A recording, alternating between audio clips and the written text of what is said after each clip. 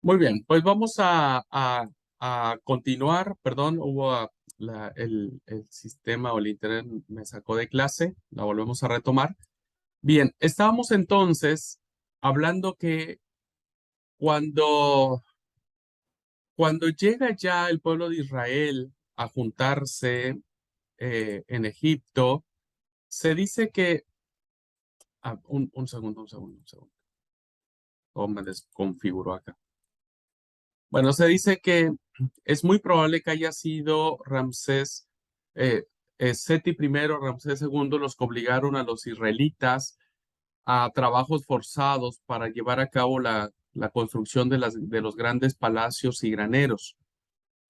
Fue en esta época, según el Éxodo, donde aparece un personaje fundamental que va a permear todo el nacionalismo religioso de Israel va a estar cimentado en este personaje llamado Moisés. Incluso Moisés será un eje de referencia en la época de Jesús, pues Jesús se va a mostrar como un segundo Moisés superior a este Moisés. Y bueno, este personaje, Dios le va a encargar de liberar a su pueblo de la esclavitud. Después que el pueblo es liberado de Egipto con las 10 plagas, con mano fuerte, brazo extendido y lo que conocemos, ¿no es cierto? Se inicia una marcha por el desierto, donde va a ser fundamental, hermanos, y ahí vamos a detenernos un buen tiempo. En esta clase no, cuando veamos Pentateuco, vamos a detenernos muchísimo tiempo en el monte Sinaí, porque en el monte Sinaí habrá dos cosas importantes.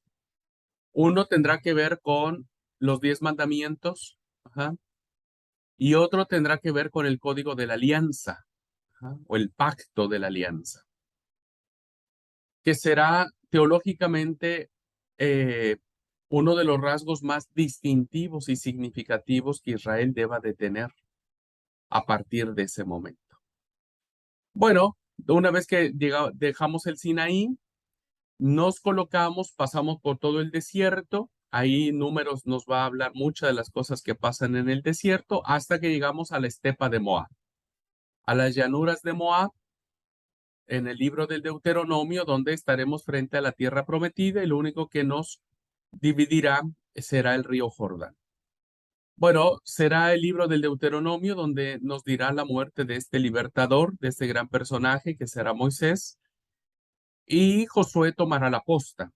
Será Josué quien tome el control de la situación y haga cruzar al pueblo por el Jordán y empiece la conquista de la tierra prometida, iniciando principalmente por una ciudad muy importante, cananita, que se llama Jericó. Entonces va a haber, según el libro de Josué, 3 campañas militares muy importantes que se apoderarán del centro, sur y norte de Palestina. Y una vez que han tomado el control a través de guerras sangrientas y según libro, las tradiciones de Josué, serán guerras muy intensas. Después de eso, las tribus serán repartidas. A cada uno se le dará un pedacito de tierra o un pedazote, como quiera llamársele, y eh, se establecerán a lo largo y ancho de todo el territorio de Canaán, lo que después será Palestina. Y ahí, hermanos, termina esa primera etapa, que es la etapa de los patriarcas, hasta la conquista de la tierra prometida y el repartimiento de la tierra. Luego vendrá la segunda etapa, que será la época de los jueces, que más o menos esta etapa estará funcionando del 1200 al 1020 antes de Cristo. Y 3 características va a tener esta etapa. Ajá. La primera, hermanos, es que no tendrán alguien que los una políticamente. No habrá alguien. ¿Por qué? Porque los jueces que va a haber, Gedeón, Barak, este, Sansón, Otoniel, Ahod, etcétera, no serán como que alguien que una a todas las tribus, ¿no? Entonces, cada tribu se va a organizar de manera independiente y va a resolver los problemas que cada tribu tenga. Ajá. Entonces, no habrá alguien que los una en esta época, ¿no? No habrá alguien que diga, miren, vamos a hacer esto todos y vamos a hacer esto otro todos. No, no lo va a haber en esta época. Una segunda característica, ¿no? Bueno, esta característica de no tener alguien que los una políticamente va a hacer que el pueblo haga lo que bien se le antoja, ¿no? Y caerán en graves pecados. La segunda característica que vemos en la época de los jueces es que hay un cambio radical en su forma de vida, al menos en los grupos que vienen del desierto con cierta mentalidad, con cierta forma, porque ya cuando se sedentarizan y se convierten en agricultores, empiezan ya a trabajar la tierra, ¿no? Como campesinos. Este cambio de venir de un lugar donde eran esclavos, donde no tenían un lugar fijo, ¿no? Ahora tendrá graves repercusiones sociales, económicas, porque habrá tierras que habrá tribus que tengan tierras donde sea mucho más cultivable, sea más fértil la tierra que en otras tribus. Y lo más terrible de todo esto en esta época de los jueces es que habrá graves consecuencias religiosas, porque muchos israelitas van a tomar prácticas cananeas de adoración a Baal. Y entonces vamos a ver muchas prácticas idolátricas. El pueblo de Israel empieza a tener sus dioses, aparte del Dios que se reveló a ellos en el Sinaí. Va a ser muy grave esta, la época de los jueces. Y la tercera característica que vamos a encontrar en esta época es que Israel va a estar constantemente amenazado por los pueblos que no lograron destruir, porque no destruyeron a todos los pueblos. Entonces, los pueblos que rodean a Israel, pues van a sentirse tentados para quitarle su tierra. Entonces, algunas veces serán los madianitas quienes arrasen todo el territorio para destruir a los israelitas, destrozando sembrados, robando lo que encuentren. Algunos tendrán conflictos con Edom o Moab, ¿no? Que les impondrán fuertes tributos o fuertes impuestos al pueblo. Es decir, van a tener que pelearla. La remaron Israel al asentarse en la tierra prometida, se enfrenta a este tipo de desafíos. Y el más importante, hermanos, el desafío más importante de una nación que los quiere destruir serán los filisteos. Ujú. Los filisteos. Esa será la principal amenaza del pueblo, del joven pueblo, diríamos, de la incipiente nación de Israel, que aún todavía no hay tanto, pero ya empieza a sentirse el sabor de nación. Este, y lo va a hacer a través de pelearse con un pueblo costero llamado los filisteos. Aunque pequeños en número y con un territorio muy reducido, su perfecta organización política y militar, junto con su elevado grado de industrialización para aquella época, le va a permitir a los filisteos atacar y dominar continuamente a Israel. Los filisteos ahora tenían una tierra muy pequeñita, no tenían, no era una porción de tierra muy grande, pero evidentemente estaban mucho más organizados que los israelitas, ¿no? Ya habían desarrollado muchas políticas, era un pueblo unido, diríamos, con muchas tácticas militares, que continuamente ellos, los filisteos, atacaban a los israelitas en esta época de los jueces. Por eso vemos a Sansón peleando mucho contra los filisteos. Y bueno, esta amenaza filistea va a culminar en el 1050 con la derrota de los israelitas en un lugar llamado Afén y la destrucción de un santuario que los israelitas habían construido en Silo. O sea, los filisteos serán una amenaza constante, serán una amenaza constante y permanente que va a querer atacar a Israel para destruirlo. La época de los jueces. Por eso, hermanos, por una reacción típica, es precisamente esta derrota que sufren los israelitas y la destrucción del templo de Silo que marcará el futuro de Israel. Porque, ¿qué es lo que pasa? Al sentirse derrotados, se dan cuenta que pues están desunidos, que no hay quien los comande, que no hay un ejército que los defienda. Entonces, las tribus caen en cuenta de que es imposible defenderse de este poderoso enemigo llamado los filisteos, y entonces tienen que tomar decisiones, y la mejor decisión que toman los israelitas es unirse y formar una organización monárquica.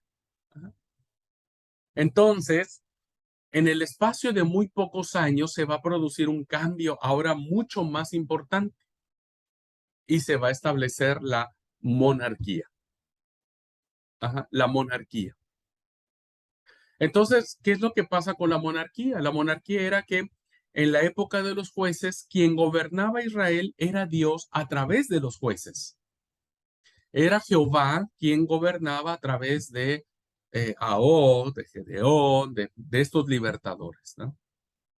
A esa época se le llama la teocracia, el gobierno de Dios. Porque teocracia es una palabra compuesta por dos significados.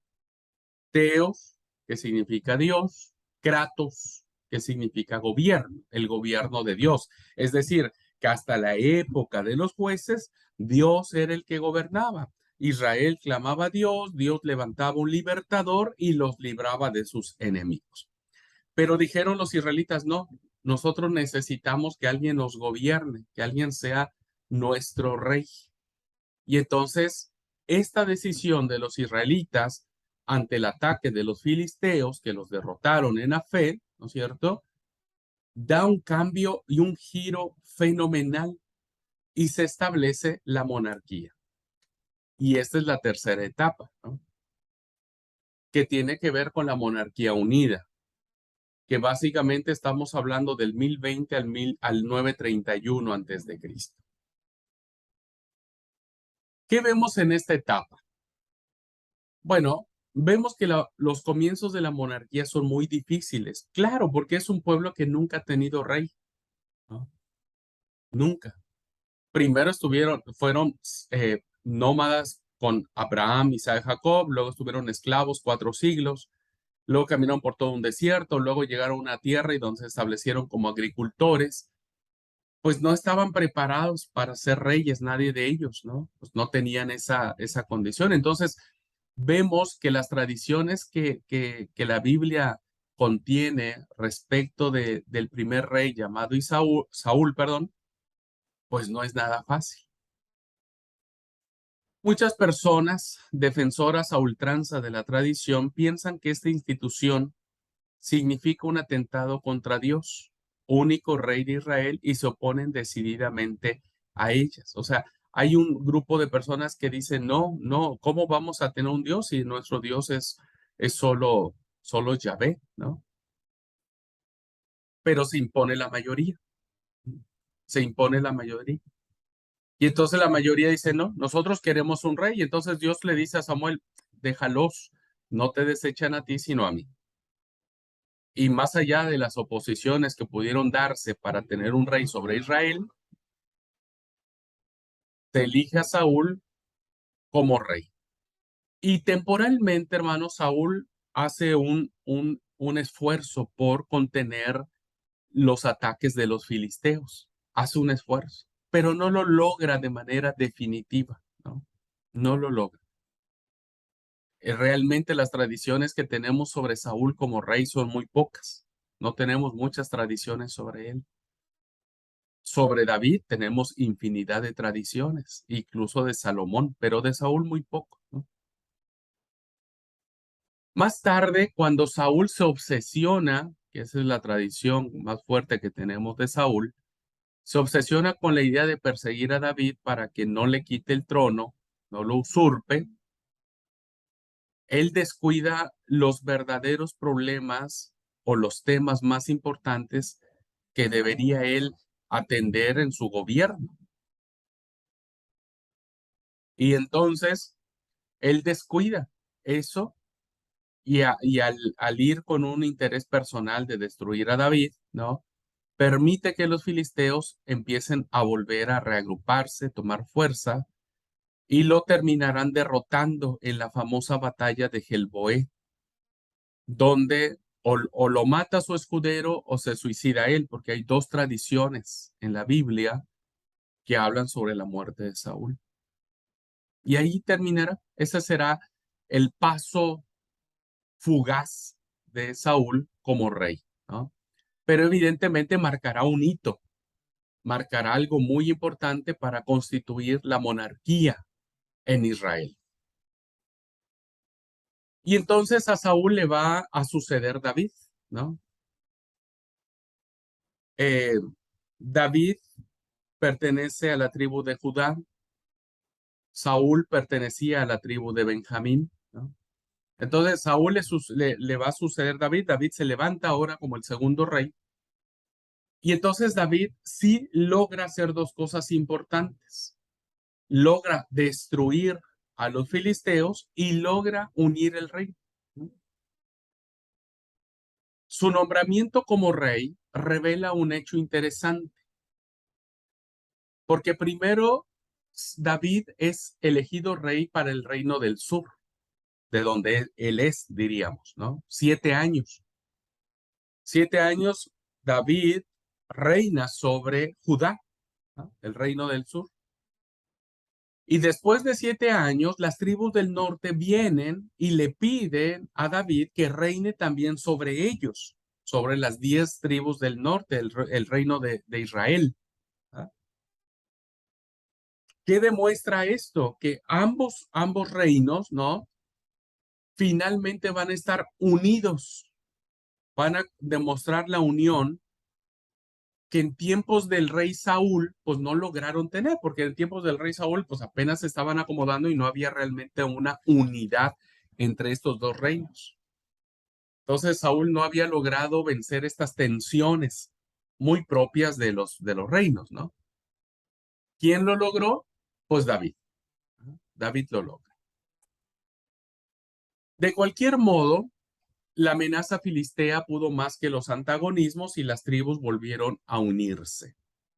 Y lo hacen bajo el mando de David. David se va a convertir en el cazador de filisteos y va a lograr tenerlos a raya. Pero la primera decisión que toma David para establecer el Reino Unido, ¿no? Tanto Israel como Judá, pues era ver dónde iba a establecer la capital de ese reino. Es decir, de un reino que está conformado por dos reinos, por el norte y por el sur. Entonces, ¿dónde pongo? Si él escogía la ciudad del sur, si él establecía la capital del reino en el sur, pues los del norte iban a decir, oye, para un poco, nosotros también somos tu reino. Y si le elegiría en el norte, pues los del sur los iba a molestar de igual manera. Entonces David, como un buen estratega, David era muy sabio, ¿no?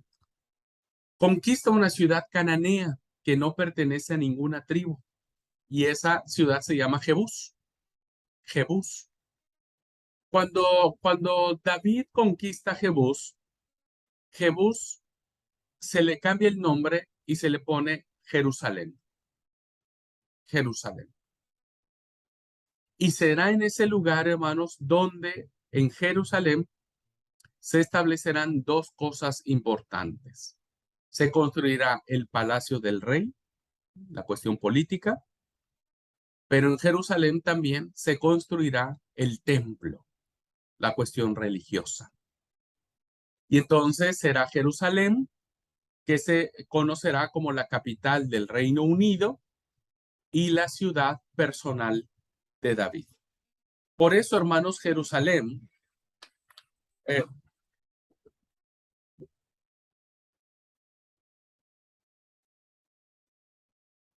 Jerusalén, hermanos, hagamos de cuenta que estos son los dos reinos, ¿no? Son los dos reinos. Y el norte del reino del sur está pegado con el sur del reino del norte, ¿no? Entonces Jerusalén está casi a la mitad, pero está dentro del territorio judío. Entonces David, ¿qué dice? Bueno, realmente Jerusalén está en territorio del reino del sur, pero como está igual de cerca que el reino del norte, pues los del norte no se van a enojar. Y es así como ambos reinos, tanto el reino del norte como el reino del sur, aceptan que David establezca Jerusalén en esos límites y aceptan que ahí se construya el palacio del rey. Ujú. Por eso Jerusalén empieza a partir de ese momento a tomar una figura muy importante, muy grande, ¿ah? Porque se van a construir las dos cosas, el palacio real y el templo de Dios. La obra de David la podemos sintetizar en dos puntos. ¿Qué hizo David en su reino? Bueno, primero termina de conquistar todas las ciudades cananeas existentes en territorio de Israel y las anexiona a su reino. David es un rey conquistador, es un rey de guerra, es un rey que va a pelear, que va a luchar, que va a exterminar a las naciones vecinas, va a conquistar esos pueblos y los va a hacer parte de Israel. Y lo segundo, hermanos, es que lleva a cabo una política de expansión, conquistando y sometiendo a una serie de pueblos vecinos, logrando formar el imperio más poderoso de la Siria Palestina durante el siglo X antes de Cristo. Es decir, David, hermanos, David es un personaje importante en el Reino Unido, en esta etapa. Y será David, entonces, el motivo en el cual se van a desarrollar las distintas ah, este, promesas mesiánicas. Será David el personaje del cual se dirá que de la tribu de la casa, de la tribu de Judá, de la casa de David, nacerá el Mesías. Y será entonces, hermanos, en esta época de la monarquía, donde hay reyes, donde empieza a haber el rey, que tanto el Palacio Real va a tener una impronta muy poderosa, pero no menos poderosa lo va a tener también el Templo de Jerusalén, no menos poderoso. El Templo de Jerusalén se convertirá en un símbolo de poder, en donde muchos años después terminará corrompiéndose, terminará eh, siendo lo que Dios no quería que fuera. Ahora, hablo de que Jerusalén va a ser construida, pero todos sabemos que David no la construye. David hace los preparativos. Él solamente establece la capital del reino y será Jerusalén. Será Salomón quien establezca su propio reinado. En su reinado sea la construcción del templo de Jerusalén. Muy bien, hasta aquí vamos a dejar la clase. Y si ustedes fueron pacientes y diligentes, fíjense cómo en menos de una hora dimos un recorrido, ¿no? Que abarca desde el llamamiento de Abraham, ¿no? De Ur de los Caldeos. Pasamos toda la época patriarcal con Abraham, Isaac, Jacob, José, que es un personaje importante. Subimos a Egipto con las 72 personas que suben a Egipto con Jacob. 400 años esclavos, todo está bien. Llega un faraón que no conoce a José, nace Moisés, los libra de la esclavitud, los guía hasta el Sinaí, que será un momento muy importante, sumamente importante para la teología del pueblo, ¿no? Seguirán caminando todo el desierto por 40 años hasta asentarse en las llanuras de Moab. Allí Moisés morirá y Josué tomará la posta, cruzarán el Jordán, conquistarán la tierra prometida con muchas guerras, con un ataque interesante, ¿no? No destruirán todo, desgraciadamente ese será su gran problema. Se repartirán la tierra, cada uno, y las 10 tribus de arriba serán las tribus del norte y 2 quedarán como en el sur, las tribus del sur. Y en la época de los jueces, pues como no había un rey, pues cada quien hacía lo que se le antojaba. Cada quien cometía pecados, idolatría, eran de lo peor. Israel fue la etapa más oscura de su historia, la época de los jueces, la más oscura. Hasta que hubo una batalla que pierden de los filisteos, pues les da conciencia de que tienen que tomar ahora un rey. Y empieza la monarquía. El primero de ellos es Saúl. No hay muchas tradiciones que tengamos sobre Saúl en su reinado y lo que él hizo.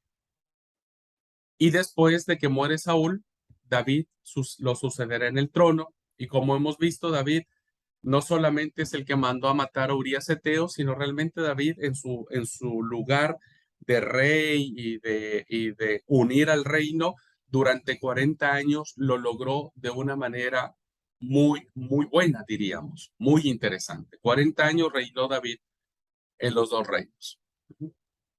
Nos falta la mitad, ¿no? Del camino recorrido. ¿Qué pasa después de David? ¿Qué sucede? ¿Qué pasa con este pueblo? Y toda esta historia que les estoy narrando es una historia que aparece en el Antiguo Testamento. Así es que vamos a dejar aquí la clase. Tengo un minutito para una pregunta si alguien tiene algún comentario. ¿Se va entendiendo, hermanos? Yo sé que muchos más o menos conocemos la historia, pero para mí es muy importante que la tengamos muy presente y con muchos más datos para que podamos seguir entendiendo por qué se escribe lo que se escribe.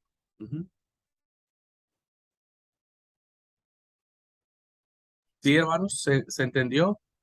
Si no, Sí, vea la sí, grabación. pastor, se va entendiendo, Ok. se va entendiendo.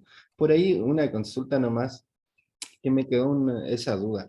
Eh, el reino de Israel fue destruido, ¿no es cierto? Quedó el reino de Judá cuando después se van al exilio. ¿Cuándo vuelve a llamarse Israel? ¿O es algo más moderno cuando se crea en 1948 el Estado de Israel, se pone el nombre Israel? ¿O vuelve al nombre Israel antes? ¿O cómo sería el tema ahí? Bueno, eso lo voy a explicar en la otra etapa, cuando lleguemos ya a la etapa del exilio, ¿no es cierto? ¿Qué es lo que sucede con Israel? Pero quiero decirles que antes del exilio, perdón, antes del exilio, porque hay dos exilios, ya lo vamos a ver. El exilio del reino del norte y el exilio del reino del sur. Los del norte fueron destruidos por los asirios, los del sur fueron destruidos por los babilonios. Después de que el reino del norte ya no existe más, los judíos adoptan de manera indistinta llamarse Israel también. Entonces, a partir de esa fecha, también ellos se les conoce o se llamarán o se harán nombrar israelitas o Israel. Pero fue en esa época. En la siguiente clase lo voy a explicar con mayor amplitud. Bueno, pues muchas gracias, hermanos, hermanas. Dios les bendiga. Nos vemos el jueves, Dios mediante, si Dios nos presta vida. Sí, jueves, ¿verdad? No, Miércoles. miércoles. Miércoles. Bueno, listo. Dios les bendiga. Dios te bendiga, Mario, Nati, Emilia, Marita. Dios les bendiga. Pasen linda tarde. Chau, chau.